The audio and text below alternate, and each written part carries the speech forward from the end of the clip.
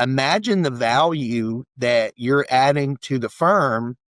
And when you're adding that value to the firm as, fewer people driving more revenue, more happy customers, imagine what we can do for our families together.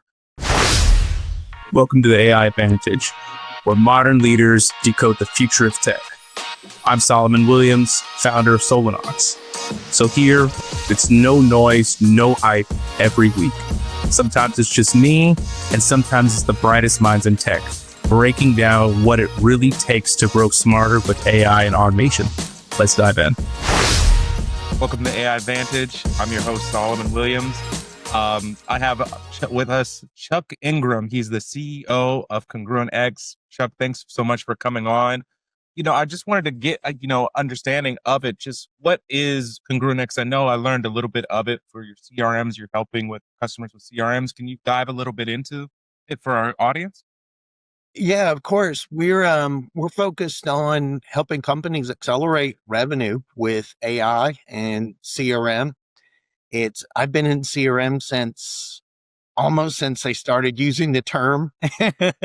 And a lot of times people are not happy with the results they get from CRM. And that was the impetus behind creating CongruentX. And as AI has taken off, we've really leaned into it and tried to be an example of a frontier firm and help people get CRM to do the job that they hired it for, which is to increase revenue.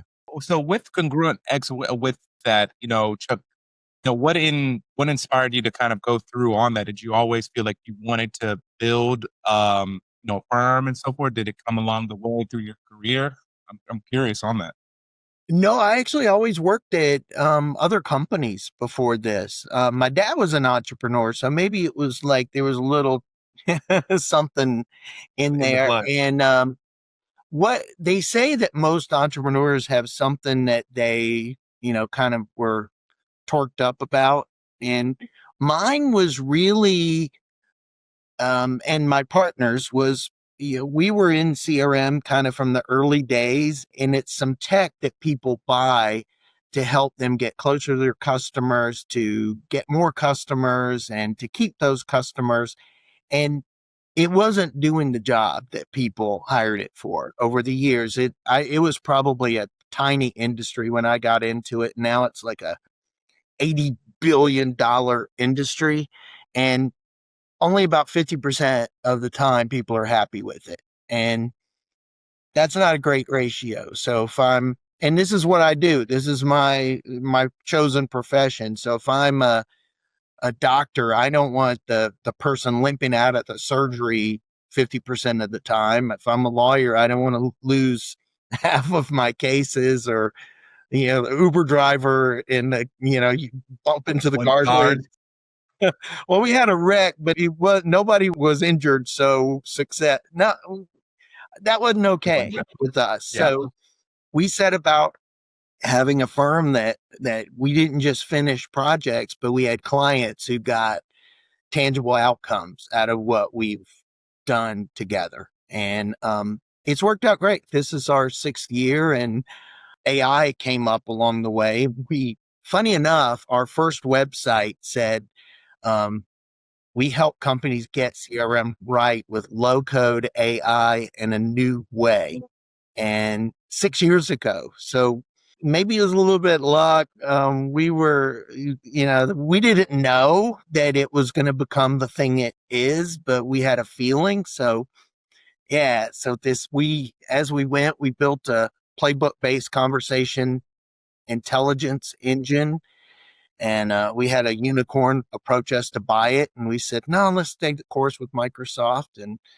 And it's worked out great. I think we truly are. Like, if you type in getcrmright.com, that's us. So it's actually becoming a thing. And I think more and more we're going to see companies who are focused on helping companies get the outcome that the client wanted versus just turning on the tech. I think AI is just going to accelerate that, Solomon. Yeah, it's interesting, Chuck, because even with it, I'm always curious. I love always asking, because I didn't even see myself as an entrepreneur. And I never even thought it kind of came Yeah. about. But I'm curious on it as you kind of transition. You're seeing this 50%, like you're saying, like this is insane on, and I want to provide more value. Did you, when you started CongruentX and you over time through these 6 years, did you like did you already know, like from your previous experience, the leadership style that you wanted to go about? Like, how did you go forward and say, this is what I want to provide? I'm seeing a gap here with this 50%. I want to be different. How did you apply that in, on your leadership style? I'm curious. Yeah, well, I'm blessed to have three amazing partners, and there's a book that a lady named Doris Kearns Goodwin wrote about Abraham Lincoln, and she said that his cabinet were all totally different than him, and we're like best friends, but all totally different. And I think that embracing that like diversity of thought and opinion and so forth makes things better for all of us. But it's kind of rooted in servant leadership and, rolling the dice a little bit. Some of this stuff, and you probably felt the same way in your entrepreneurial journey, is some things you just can't do in a big company. And it's not that they're bad people, or they just can't take the risk to do it. They've got a board that says you got to hit these numbers and you got to do it this way. And the way that they do it in a big consulting company is like a what they call a labor pyramid, where you have senior people, middle people, and new people, or maybe offshore people. And there's a different way to do that you just couldn't do at a big company. And I've learned, even though I've done this later in life, that the worst day doing this is kind of better than the best day of working at someone else's company, because you own it.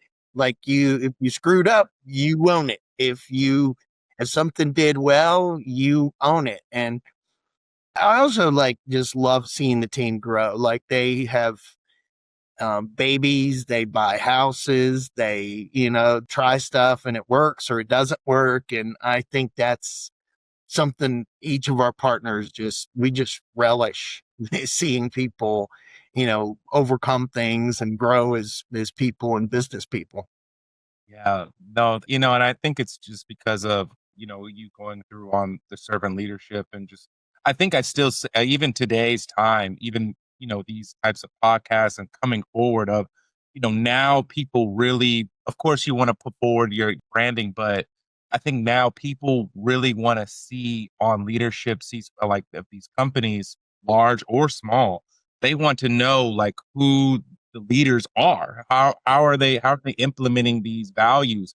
How are they moving forward? And I think that taps into, that human connection and so forth else, because of everything coming forward. I'm sure if you've seen with AI and now everything's becoming so digitalized, avatars, of all this user generated content, you really want, and I think that's why you see YouTube content creators like flourishing, because people want to feel like you're part of that. Do you think that's the case with the business, and you think even with clients you try to put that forward? Yeah, I totally follow you. I think people want to feel like they're heard too. Is like I worked at Microsoft, and I met a couple of the key uh seed bomber and stuff, and like you shook they didn't know who I was, but the only billionaire that like knew my name was a guy named Roger Milliken. And I worked at Milliken and Company, incredibly well run company. And he used to say this thing. He'd draw a triangle and he said, okay, I'm up here because my dad started the company in the whatever it was, 1800s. He said, but the best ideas come from here. And he would point at the bottom of the triangle. And I thought, that's maybe not the labor triangle, but that triangle makes a lot of sense. Like the best ideas do come from the people who are talking to clients every day. So I always listen. He said something else I liked a lot. He said, steal shamelessly and give credit. So I gave credit to him for that observation instead of myself.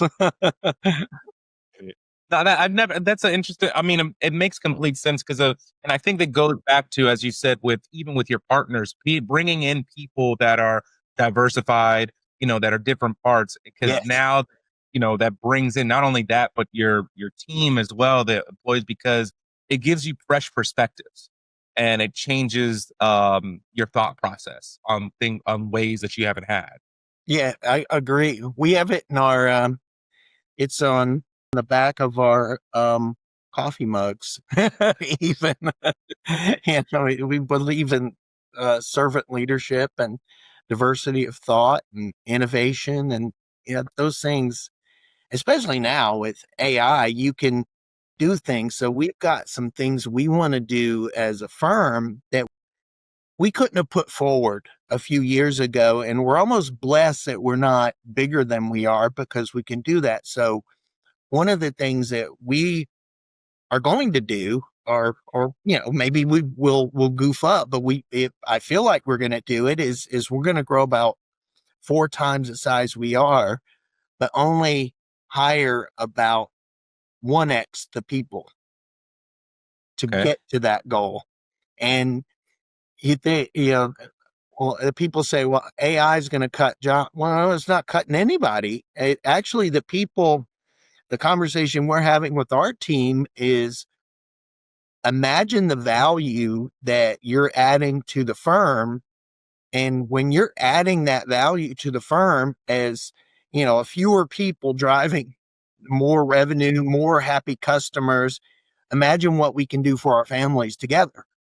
So we're not looking at it as less people. We're looking at it as, these people that we have are going to be awfully special, and they're going to be incredibly taken care of. And, I believe they'll be incredibly fulfilled with the work they're doing, less kind of put the square in the hole and more Triangle.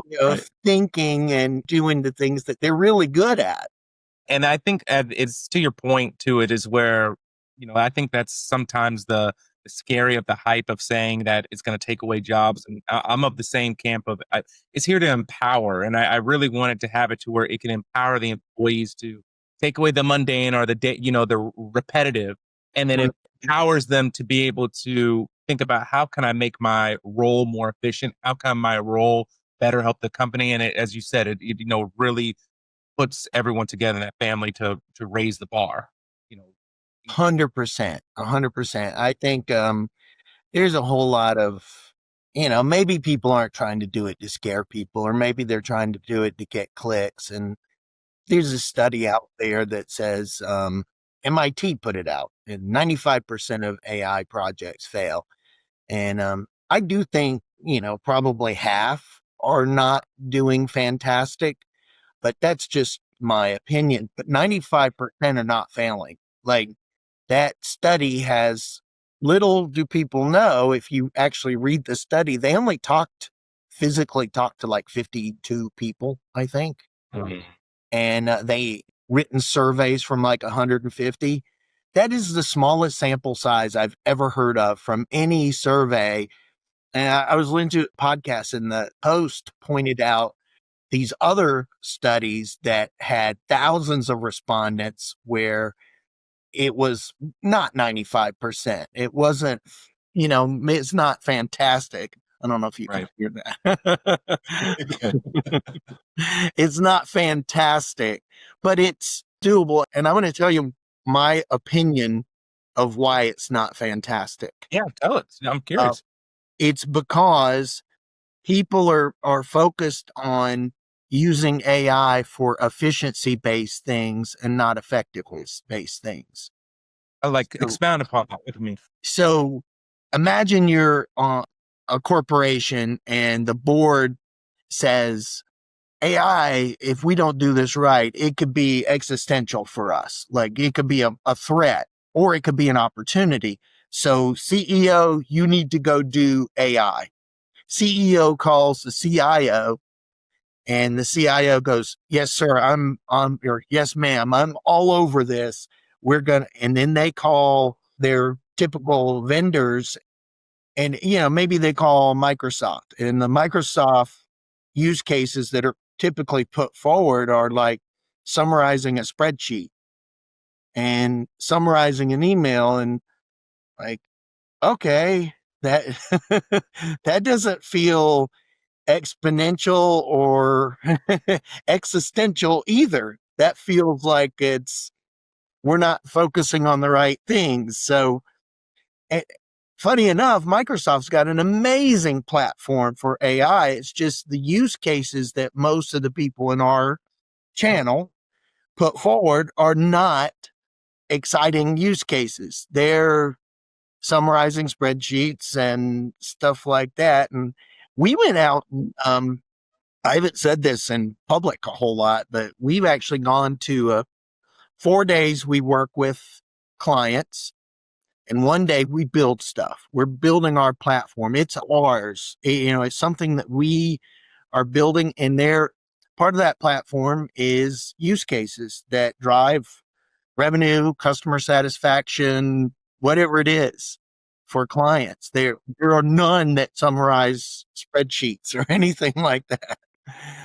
I'm curious now, like, if you building the platform, was it just you speaking with other clients and saw that this is what you need to provide, or was it from the Microsoft side, like saying, well, summarizing that's great, but it's not really filling the need? What inspired you and your team to say we should build this platform out, and this is what we should provide for our clients? It was that exact thing. It was, man, these use cases are fine.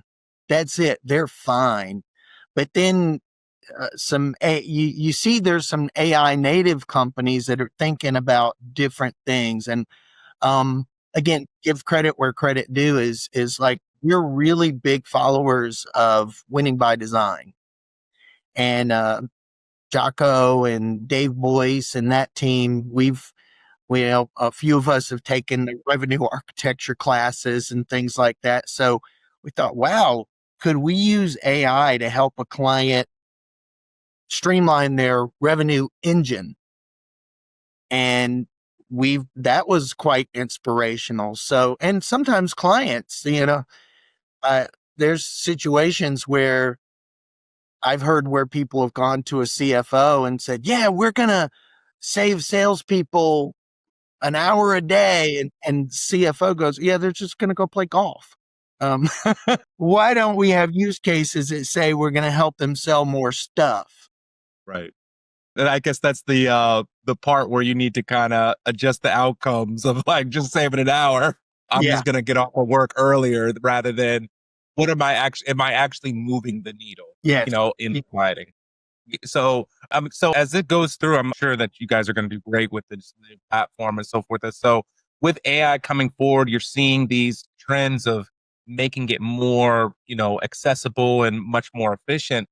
How has that like adjusted CongruentX's approach? Because I always hear when I did my due diligence on the 30 days to outcomes, as you were saying, eliminating that enterprise and keeping it down to where it's more quickly. So, my question is kind of gathering my thoughts is, how has CongruentX's approach to the 30 days to outcomes changed, you think, on how CIOs and CROs think about like CRM adoption, and as you're kind of, especially now with AI, does that make sense? Mm-hmm. Yeah, I think the professional services world has trained us to think in terms of big projects because, at first it took a long time to do things. Like 20 years ago, it took a long time to do things. And people wanted to do these big digital transformations and a big ERP project and a big Siebel CRM project. And that was great for a professional services firm like us. And, because you could have a big project and a team and you could count on everybody being busy. And it was kind of good for the people who sell software because they could sell more seats all in one glob. And it was good for the people who bought the software on the client side because they could claim victories. Oh, I bought a lot of licenses and I got a discount. And really who it wasn't that great for was the people who in the company who use the software. because you give them too much stuff at one time. The change of absorbing all of these features was just too much.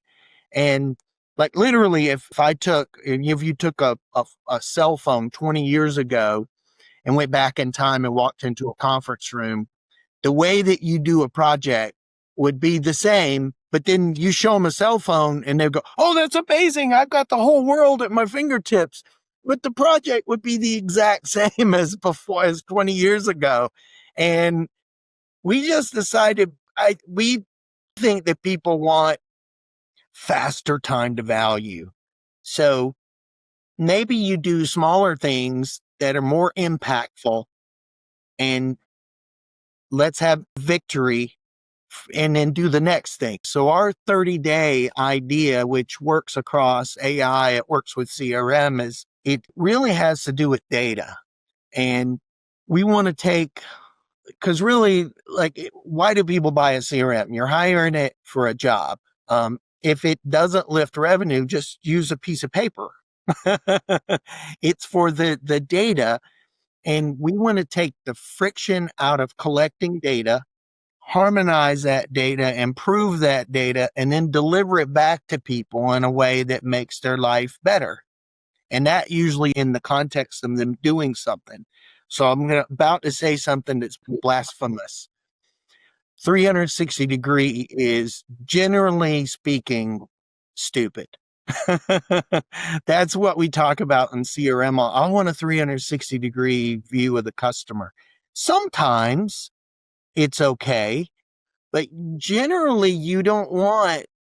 I don't need to see, like, if I'm going to take my dog for a walk, which he's been quite vocal in our podcast, my watch just says, hey, looks like you're going for a walk. Do you want to track it? I don't need a big form. I don't need a 360-degree view of my neighborhood. I don't need to know that my neighbor Larry has kids. I need to know at the moment I'm doing the thing I'm doing. And we call that jobs to be done. It flies kind of in the face of 360-degree view of the customer. I don't need to know everything about the customer. I need to know just the thing about the customer to do the job that I'm doing. If it's preparing for a meeting, I don't need to know everything. I just need to know what I need to know to accomplish what I was going to do before the meeting. What are the questions the customer might ask me? That's a prompt Satya Nadella asks before his meetings. And, like that kind of thing. So what is the job the person's trying to do? And if you think about it, a salesperson usually does 6 things, 8 things maybe. We plan our week, we prepare for calls, we go have calls, we follow up on calls, we do our forecast, we plan the deals we're working on. And instead of thinking I need a big form that's 8 feet long to do that, maybe I just need to be thinking of those 6 or 8 things and help that person get what they need for those 6 or 8 things. In our 30 days, the first week, just figure out what those 6 things are and what is the data needed, and how do we take all the digital friction, kind of a buzzword, sorry. How do we take all the digital friction out of collecting data and giving data back to people? And digital friction just means the extra work that tech makes people do. Right. We want to take away all the digital friction. And we, at the end of that first week, let's say we've got 5 ideas to take the friction out and help people be more effective. We just pick one, we build that one. The other one's going to backlog, and we go focus all of our energy on that one for a month. And usually, we've got one example where a client, 2 other companies came in and built them the 7-foot long form. And these folks go and call on distributors. Like they call on, I don't want to say too much about what they do, but they're in their car. Imagine a person in a car about to make a sales call. They don't want a form that's 7 feet long to look at with a 360-degree view. So the way we did it was, It's location aware. You pull up in the driveway of your client and it says, hey, looks like you're at ABC Company. Here's the latest and greatest from ABC. Here's what's on the truck. Here's here's some things they might ask you about. Here's what's in stock. Here are the specials. And this client went from the average person using CRM from pretty much zero to the average person uses it 60 times a day. And I think that's brought up a really good point, because even just from my past experience, with CRMs now, you have Salesforce, you have Dynamics 365, and so do you think that that's the biggest hurdle now, or the trend, the biggest barrier that CongruentX is trying to resolve, is giving these systems that provide so much features and data, but it's not giving you the right pieces to get involved. It's like it's the same thing of you adding in. It goes back to our previous notion of, is it actually moving the needle? Is it really actual info that I really need for the next call that's going to provide me, as you said, giving 7 foot? So do you see that? Do you think that's like the biggest barrier? I think it is. I think people, like, whether it's Dynamics, HubSpot, Salesforce, whatever, I don't think people want to do CRM. If people that are listening to this, I'm making air quotes with my fingers. They don't want to do CRM. They just want to do their stuff. They want to go talk to my client, Solomon. I want to go follow up on what Solomon and I talked about. I don't want to do CRM. I just want to do my stuff. And we think, we work a lot with Microsoft. We think that they have an incredible platform for that kind of thing. But sometimes it's not really the platform so much as it's the approach of moving away from that 20-year-old way of building 360-degree view, 7-foot long forms over data, and move into 2025, where at home, if I want to do something, if I want to know what the weather is, I just say, Alexa, what's the weather? I don't need a 360-degree view of the weather in my region. It just says it's raining outside. It's 85 or whatever. And I think that's that kind of experience we're having at home is coming to work, to the extent that these models of delivery, like companies like ours do, are willing to be flexible, because they're built to do big projects. They're built to big buildings, not little houses. And we're blessed enough that we're small enough that we saw this coming, and we build little houses really fast that tie together to do big things. I'm thinking of that because of the construction that's going on in our. Good call out. So with the, this is, with CongruentX, I'm curious just on to see like how it is now. Like, are there like, what's been really working well with CongruentX now, with your clients so far? Has it just been implementing, obviously that model that you have, or have you implemented new parts? What really has it been working well for in 2025? What's worked is two things. When clients are willing to kind of think a little different, if you went shopping for a widget, or you went shopping for a big project, and somebody says, you might not be happy with that. Maybe we should do something smaller that makes a faster impact. When folks are willing to think about that and consider it, it works really great. Where it doesn't work so great is when folks aren't as willing to consider that, and we probably not the best fit for those folks when our focus on users. We have built an agentic onboarding solution, which helps us do more of the bigger CRM stuff and make it feel like a smaller engagement, which helps us with those teams that need to replace a whole system. Like, you can't just do a small thing. And that has gone amazing. We're working with a big insurance company right now, and they've told us we do as much, and obviously they've worked with other people in the past. Yeah. And they tell us our team does as much in a day as these global companies were doing in 2 weeks. And I do believe our team is smart, but we use a lot of AI that we're baked in a lot of things that we do into AI. It actually does more, but it actually thinks about things that folks might not think about. And we engage the client not just in workshops, but we engage the client through digital surveys and through we record every single interaction and we aggregate that, and we think about a survey in a little different. What if the survey has a point of view based on research, based on things the client has said, and says, is this right? How would you change this? And then when you come together for the workshop, it's way different. It's not, tell me about your business. It's like, hey, in our digital communications, we talked about this. You're just talking about the delta at that point. Right. And then you're able to get it. It seems like from the forms, you're really able to tap into much deeper, more substance rather than the shallow parts of kind of getting in. Would you say that's correct?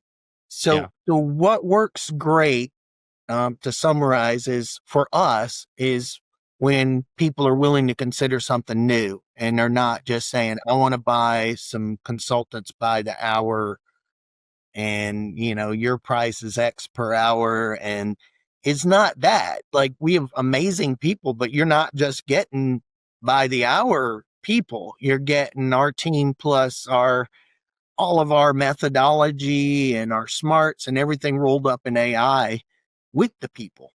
So you can't, it just doesn't work. So it kind of messes up some of the purchasing, client purchasing stuff. But if you can get past that, you get more value. So with it, if you could, would that be the main thing, Chuck, if you could really help CROs and with other companies just solve one challenge today, would that be the case, or would it be something a little bit different? For CROs specifically, that was a little bit in our world. For a CRO specifically, a CRO has 18 months. And I heard something where it's gotten shorter. And a CRO has 18 months. Their average tenure is 18 months. That's worse than a college football coach.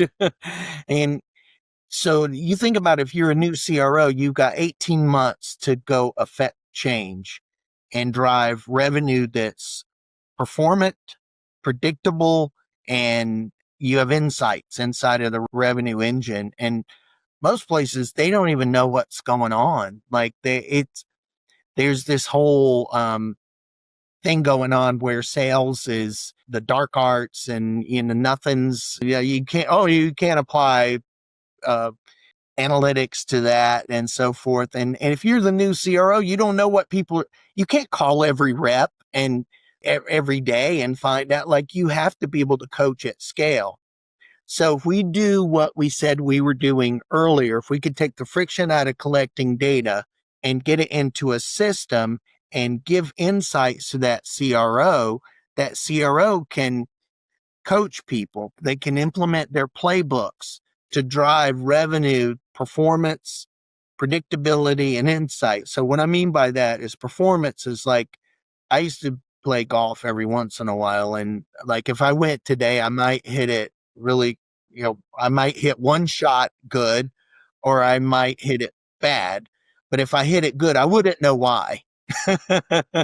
It would be completely unpredictable. I could hit it in the woods one hole and the next would go perfect. And so it's unpredictable. But I might have performance. But insights is knowing why. Why did I hook it in the woods, or why did I hit it? Most of us go get a beer if we hit it really far or we have a great month. We need to know why.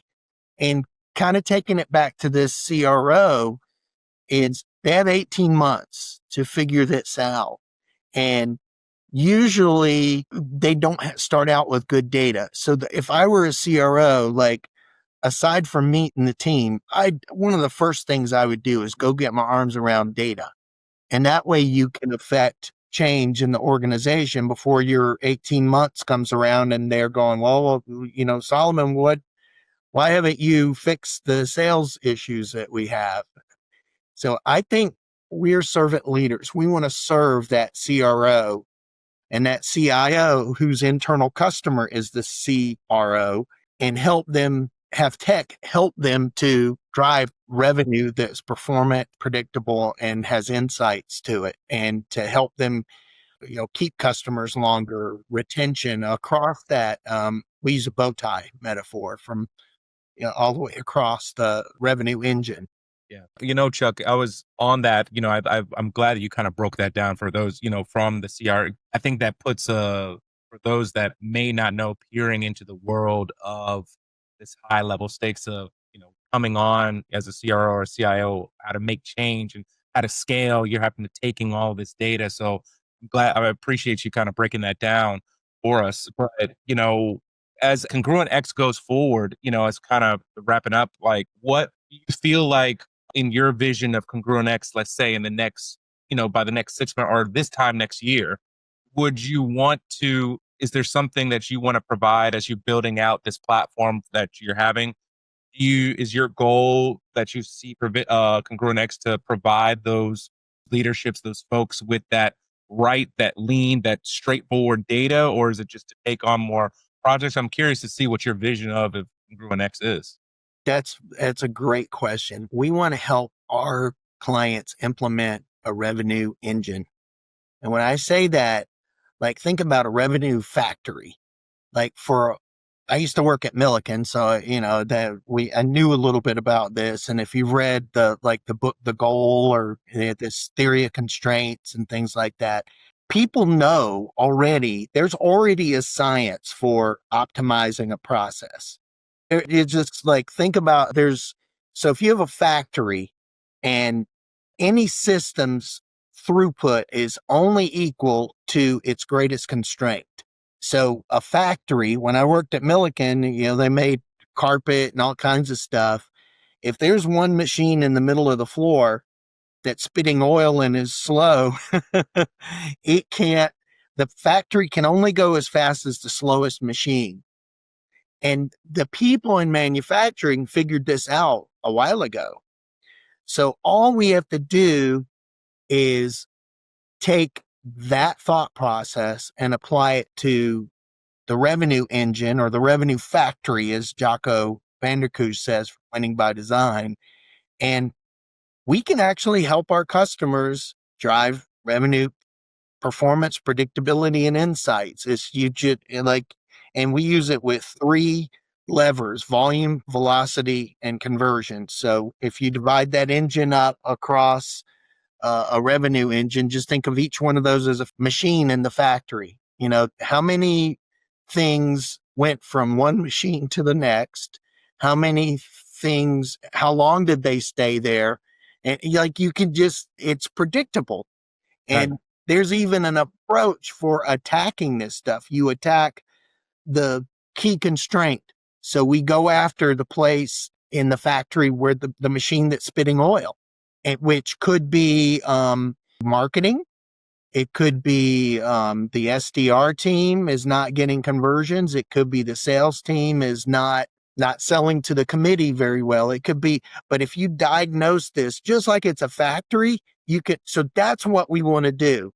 We don't want to just go turn on software for clients. We want to help them have a revenue engine that they can tweak and bend and put a turbocharger on that can help their companies grow. And that's what we want.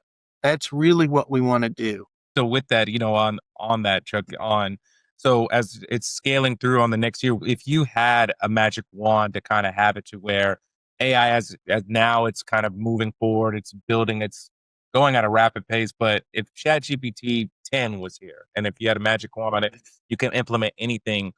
What would you have either in your day-to-day life or just in this process of what you're speaking on, of helping CongruentX help with the diagnosis and bring it forward to remove any bottlenecks? What would it be? Your thought? So I'm going to give you my favorite prompt.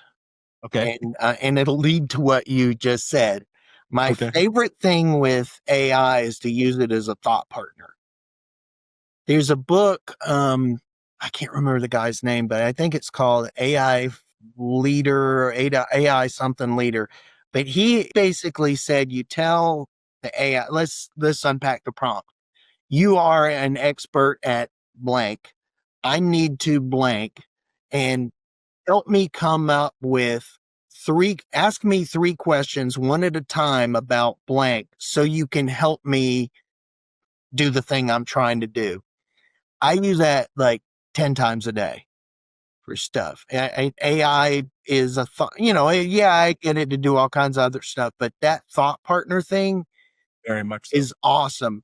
And that kind of leads to my humble answer to what I'm sure, Microsoft and OpenAI and Google are thinking of cool stuff, but I wanted to see what I see. And, the glasses but apparently OpenAI is building a gizmo that, I don't know if it'll be in your pocket or what, but if it sees what you see, you don't have to tell it anything. You don't have to be a prompting expert. You don't have, first it's prompt engineering, then context engineering, then I think typing is going to become less of a thing. I want it to see what I can see, and then it'll know what you want, and it can kind of be your even more of a thought partner or a helper in our lives and a co-pilot in our lives. And I think that would really move the ball forward. And to your point on the prompts, I use it similarly, but I add in a caveat whenever it gives me output. I always think of, what am I missing, or what are the, I don't want it to always be a yes. And I try to be like, what am I not missing, or what are the cons to this? So now because sometimes, ChatGPT always like, oh, great idea. Great, It's agreeable. So to your point, you're absolutely right. I think that there's been so many times I've used it just in the business and just for my day-to-day on helping me to think outside, like gives me new avenues that I never even thought of. And now I can break down, as you said, being that thought partner, being that co-pilot to help me really brainstorm and how to elevate. So that's a great answer, Chuck.